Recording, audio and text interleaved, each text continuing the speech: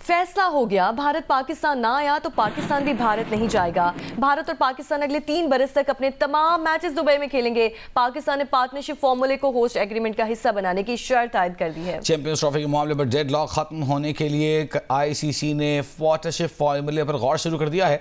ICC ने भारतीय cricket board को फॉर्मूला मानने का मशवरा दे दिया है और खबर यह है कि यह मशवरा इसलिए दिया गया है ताकि आईसीसी को बड़ा माली नुकसान न हो, जिस पर भारतीय बोर्ड ने मामले पर गौर के लिए वक्त मांग लिया। और चेयरमैन आईसीसी की हैसियत से जे शाह के ओहदे की मुद्दत शुरू हो चुकी है। इससे मुतालिक बात करेंगे जियो न्यूज़ के नुमाइंदे सुहेल इमरान से।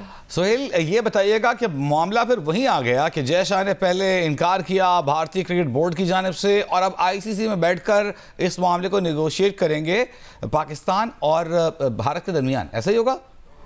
मुतजाद खबरें आ रही थी क्योंकि 1 दिसंबर 2024 से उनके ओहदे की मुद्दत का आगाज होना था, लेकिन क्योंकि ये डेवलपमेंट थी आईसीसी चैंपियंस ट्रॉफी के हवाले से और यही तबसरे किए जा रहे थे कि शायद वो अपना चार्ज 1 दिसंबर जिसकी अनाउंसमेंट की गई थी आईसीसी की जानब से वो चार्ज ना संभालें ताकि चैंपियंस ट्रॉफी का जो मामला है उनकी मुद्दत शुरू होने से पहले हल कर लिया जाए। लेकिन अभी कुछ देर पहले इंटरनेशनल क्रिकेट काउंसिल की जानब से एक रिलीज जारी की गई है जिसमें उन्होंने इस बात की तस्दीक की है कि आज 1 दिसंबर 2024 से जय शाह की चेयरमैन आईसीसी की हैसियत से ओहदे की मुद्दत का आगाज हो चुका है और उन्होंने अपनी जिम्मेदारियां संभाल ली हैं। इसके साथ साथ उन्होंने अपनी चेयरमैन की हैसियत से एक स्टेटमेंट भी जारी किया है जय शाह ने और उनका कहना है कि उनके लिए ये ओहदा संभालना बड़े एजाज की बात है और साथ साथ जो आउट गोइंग चेयरमैन है ग्रेग बार्कले उनके हवाले से उनकी खिदमत जितना सही बताइएगा, कोई फर्क पड़ेगा जय शाह के ओहदा संभालने से या कोई खास फर्क नहीं पड़ने वाला?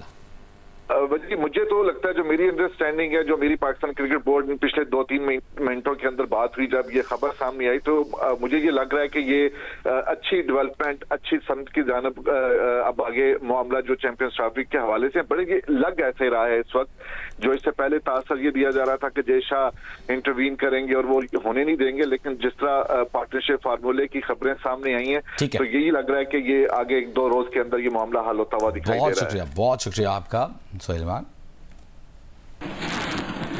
और अब आपको बताएं कि अहम खबर हमारे पास है। अडियाला जेल के ज़राए ने बानी पीटीआई से मुताल्लिक़ सोशल मीडिया पर गर्दिश करने वाली इत्तलात पर कहा है कि बानी पीटीआई अडियाला जेल में ही हैं और उनकी सेहत भी बिल्कुल ठीक है। जियो न्यूज़ के नुमाइंदे शब्बीर डार हमारे साथ मौजूद हैं। शब्बीर, बताइए क्या इत्तलात हैं अभी तक की? जी बिल्कुल, बानी पीटीआई से मुतल्लिक़ गुज़श्ता 2-4 रोज से सोशल मीडिया पर मुख्तलिफ अफवाहें गर्दिश करती रही हैं। इनकी सेहत को लेकर भी तशवीशनाक खबरें सोशल मीडिया के जरिए सामने आई हैं, लेकिन जेल ज़राए ने इन तमाम अफवाहों और खबरों को बेबुनियाद करार दिया है। जेल ज़राए का कहना है कि बानी पीटीआई अडियाला जेल में अपने सेल में मौजूद है, इनकी सेहत भी बिल्कुल ठीक है। जेल अस्पताल के डॉक्टर्स उनका रोजाना मुआयना करते हैं, उनका ब्लड प्रेशर और शुगर लेवल भी नॉर्मल है। जेल ज़राए के मुताबिक बानी पीटीआई की अडियाला जेल से मुंतकली की खबरों में भी कोई सदाकत नहीं है। बानी पीटीआई 2 दिसंबर तक थाना न्यू टाउन पुलिस की तहवील में है, जिस्मानी रिमांड पर है, लिहाजा बानी पीटीआई के सेल को थाना न्यू टाउन का हिस्सा करार दिया गया है। 28 सितंबर के एहतजाज से मुतल्लिक दर्ज मुकदमे में बानी पीटीआई की रावलपिंडी पुलिस ने गिरफ्तारी डाली थी। जेल ज़राए के मुताबिक बानी पीटीआई रोजाना 2 मरतबा वर्जिश करते हैं। जेल मैनुअल के मुताबिक बानी पीटीआई को तमाम सहूलियात दस्तियाब है, उनकी सेहत और खाने का खास ख्याल रखा जाता है, उनके सेल के बाहर सिक्योरिटी के लिए अमला हर वक्त तैनात रहता है। बहुत शुक्रिया शब्बीर डार आपका। अपने नाज़रीन को ये याद दहानी यहाँ करानी बहुत ज़रूरी है कि 2 दिन से सोशल मीडिया पर यह अफवाहें गर्दिश कर रही थी कि बानी पीटीआई की सेहत या फिर बहुत ज़्यादा ख़राब हो गई है या इसके अलावा उनको जल्द कहीं मुंतकिल कर दिया गया है या कर दिया जाएगा, तो जेल हुकाम ने सख्ती से इन दोनों अफवाहों की तरदीद कर दी है।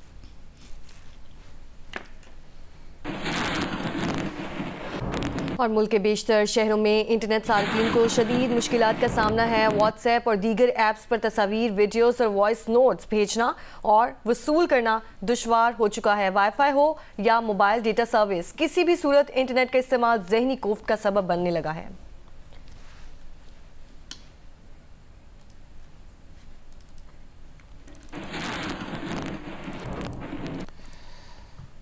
रुख करते हैं पेशावर का, जिसके मुख्तलिफ इलाकों में इंटरनेट सर्विस सुस्त रवि का शिकार है। इसके बायस न सिर्फ आम शहरियों बल्कि ऑनलाइन कारोबार से वाबस्ता अफराद को भी इंतहाई परेशानी का सामना है और इसी तरह ट्रैफिक एहलकारों को डिवाइस के जरिए चालान काटने में भी मुश्किलात पेश आ रही हैं। तफसीलात बता रहे हैं अबू बकर सिद्दीक।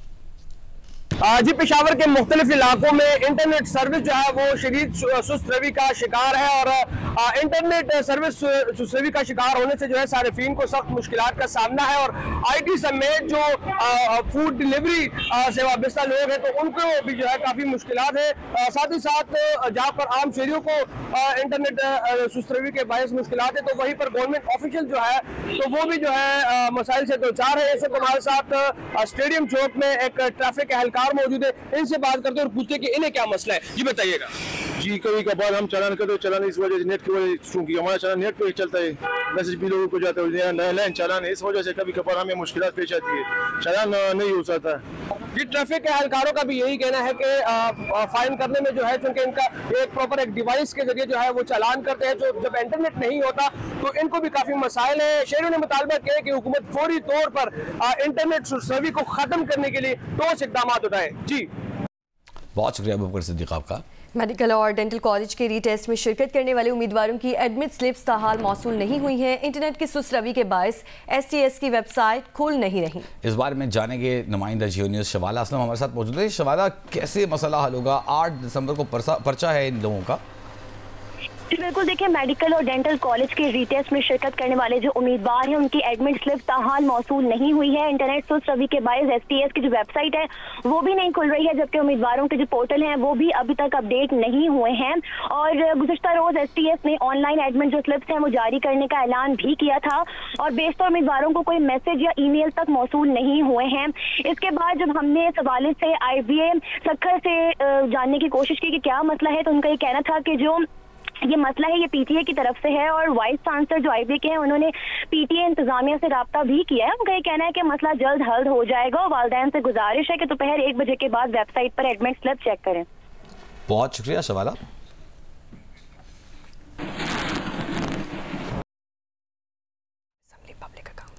शुरू कर पंजाब असेंबली की पब्लिक अकाउंट्स कमेटी 2 ने नया पाकिस्तान मंजिलें आसान मंसूबे में करप्शन की रिपोर्ट जारी कर दी है। रिपोर्ट के मुताबिक मंसूबे में 30 अरब रुपए की करप्शन की तहकीकात का आगाज कर दिया। जियो न्यूज़ के नुमाइंदे आसिम मलिक हमारे साथ मौजूद हैं। आसिम, कहिएगा तहकीकात में क्या पेशरफ्त हुई है? हाँ जी वजी, आपने बिल्कुल ठीक कहा। पंजाब असेंबली की पब्लिक अकाउंट्स कमेटी 2 ने नया पाकिस्तान मंजिलें आसान में 30 अरब रुपए की मेगा करप्शन स्कैंडल की तहकीकात का आगाज किया है और इस मंसूबे में बड़ी करप्शन सामने आई है। नया पाकिस्तान मंजिलें आसान मंसूबा की फिजिबिलिटी रिपोर्ट के बगैर ही शुरू कर दिया गया, ये बताना था पब्लिक अकाउंट्स कमेटी 2 का। पब्लिक अकाउंट्स कमेटी 2 के मुताबिक नया पाकिस्तान मंजिलें आसान मंसूबा बगैर कानूनी तकाज़े पूरे किए बगैर शुरू किया गया। ठीक है, आसिम मलिक हमारे साथ मौजूद थे, बहुत शुक्रिया आपका। चमन, पशीन, किला सैफुल्लाह ज़ियारत समेत शुमाली बलूचिस्तान में बारिश और यालाबारी के बाद सर्दी में इजाफा हो चुका है। ज़ियारत, तौबा चकसई, तौबा काकड़ी में दर्जा हरारत -2 डिग्री सेंटीग्रेड तक रिकॉर्ड किया गया। उधर शदीद बर्फबारी के बायस शाहर कागान को नारान जाने वाले सयाहों के लिए भी बंद कर दिया गया है। महकमा मौसमियात के मुताबिक मुल्क के बेशतर इलाकों में मौसम सर्द और खुश्क रहेगा, ताहम रात में शुमाली बलूचिस्तान, बालाई खैबर पख्तूनख्वा, गिलगित बल्तिस्तान, कश्मीर और मरहका पहाड़ी इलाकों में चंद मकामात पर बारिश और पहाड़ों पर हल्की बर्फबारी का इम्कान है।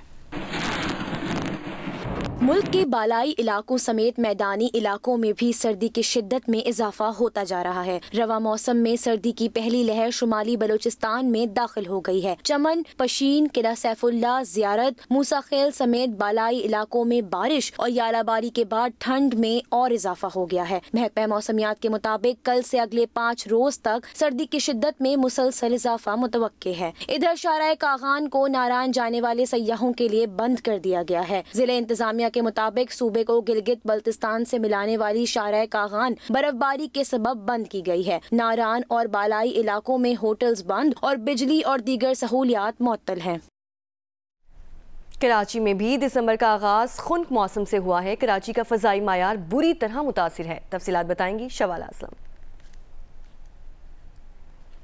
कराची में दिसंबर का आगाज़ हो चुका है और दिसंबर का आगाज़ कुछ इस तरीके से हुआ है कि जो हल्का खुनक मौसम है वो महसूस किया जा रहा है, लेकिन ये बताया जा रहा है कि दिन के औकात में जो गर्मी की शिद्दत है वो बरकरार रह सकती है। सुबह में हम ये देखते हैं कि जो धुंध है वो भी बरकरार रहती है और आज भी ज़्यादा से ज़्यादा दर्जा हरारत 31 डिग्री सेंटीग्रेड तक पहुँच सकता है। हवा में जो नमी का तनासुब है वो 80% से ज़ायद है, जबकि शुमाल मशरिक से हल्की रफ्तार से हवाएँ भी चल रही हैं और चूँकि जो हवाओं की रफ्तार है वो बहुत हल्की है तो जो फ़िज़ाई मयार है शहर का वो भी काफ़ी ज़्यादा मुतासर है और आलूदा तरीन शहरों की फहरिस्त में कराची आज तीसरे नंबर पर रहा है और जो एयर क्वालिटी इंडेक्स है वो 199 रिकॉर्ड भी की गई है। और महकमा मौसमियात की जानिब से ये भी बताया जा रहा है कि आइंदा आने वाले दिनों में जो मौसम है वो खुश्क तो रहेगा और इसके साथ ही जो दर्जा हरारत है उनमें भी कमी होने का इम्कान है। जी, लाहौर में आज दूसरे रोज़ भी तेज़ धूप निकली हुई है, लेकिन एयर क्वालिटी इंडेक्स में कमी के बावजूद लाहौर आज भी दुनिया के आलूदा तरीन शहरों में पहले नंबर पर है। देखिए उम्मे फरवा मज़ीद तफसील बता रही है। लाहौर में आज दूसरा रोज़ है और शदीद किस्म की धूप जो है वो दिखाई दे रही है और जिसकी वजह से स्मोक भी काफ़ी हद तक कम नज़र आ रही है। और आज इस वक्त लाहौर जो है उसमें एयर क्वालिटी इंडेक्स 267 रिकॉर्ड किया गया है और लेकिन लाहौर की फ़ज़ा अभी भी मुज़र सेहत ही है। महकमा मौसमियात के मुताबिक लाहौर, गुजरांवाला, गुजरात, फैसलाबाद, छंग, लिया, इस तरह के जो इलाके हैं, इन तरह के जो शहर हैं, सुबह और रात के औकात में धुंध और स्मोक दोनों ही रहेगी। इसके साथ साथ पोटोखार के जो खिते हैं वहाँ पर रात के वक्त हल्की बूंदाबांदी भी मुतवक्को की जा रही है।